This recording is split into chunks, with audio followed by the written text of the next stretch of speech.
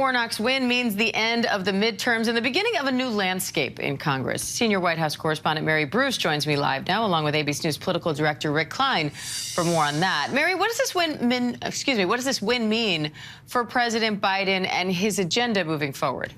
Yeah, well, look, Diane, this is a big deal for Democrats and for this president. We saw overnight President Biden calling Warnock to congratulate him. He put out a tweet saying that Georgia voters stood up for our democracy, rejected ultra-MAGAism, and most importantly, Biden says, sent a good man back to the Senate. But as Rachel was saying, this, of course, now gives Democrats that outright majority. It means that it is far less likely that they're going to have to rely on the vice president to step in and cast that tie-breaking vote.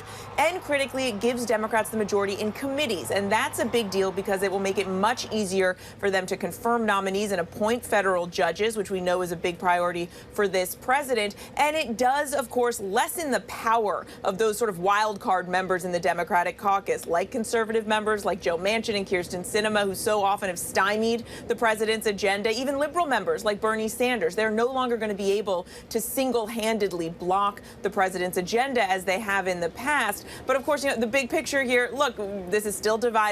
Washington, Republicans do have the House, and so the president's agenda is going to be stalled. I think the real lasting impact of this race is what it says about the influence of the former president, President Trump, as he now launches a third bid for the White House, because this, of course, was one of his hand-picked candidates, and it does send the GOP a very strong message about the power of Donald Trump and the fact that candidates do matter.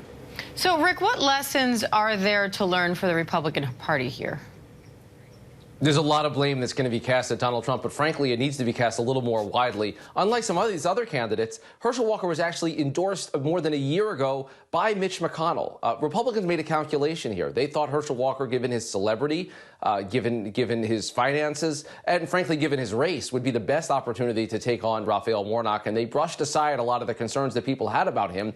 And yes, Mary's right. There's a long list of candidates that Donald Trump supported that were not successful, and that is reflective of a Republican Party that's still figuring out what its future is. Donald Trump has been rebuked in these midterms, period, full stop. Does that mean that he recognizes it? Does that mean that his base recognizes it? Those are different questions, and I don't see how Republicans can begin to grapple with their future without confronting the very real issue they have in candidate recruitment in these battleground states. Mary, Democrats may have a true majority now in the Senate, but they lost control of the House. So where can President Biden try to work with Republicans in Congress to actually get things done over the next 2 years?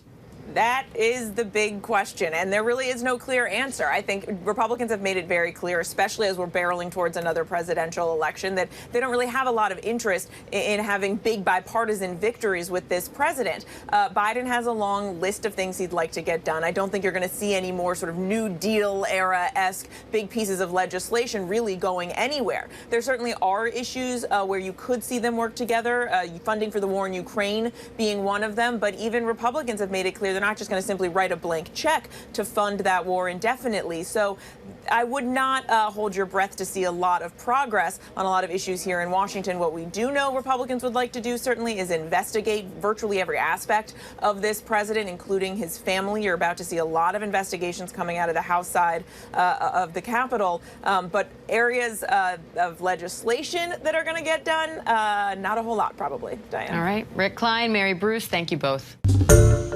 Hi, everyone. George Stephanopoulos here. Thanks for checking out the ABC News YouTube channel. If you'd like to get more videos, show highlights, and watch live event coverage, click on the right over here to subscribe to our channel. And don't forget to download the ABC News app for breaking news alerts. Thanks for watching.